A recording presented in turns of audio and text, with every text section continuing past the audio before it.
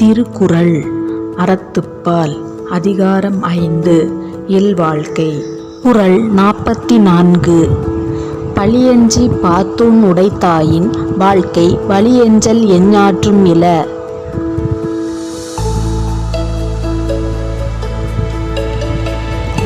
விளக்கம். பொருள் சேர்க்கும்போது பழிக்கு அஞ்சி சேர்த்து செலவு செய்யும் போது பகிர்ந்து உண்பதை மேற்கொண்டால் அவ்வாழ்க்கையின் ஒழுங்கு எப்போதும் குறைவதில்லை. பழியஞ்சி பாத்துண் உடைத்தாயின் வாழ்க்கை வலியஞ்சல் எஞ்ஞாற்றும் இல.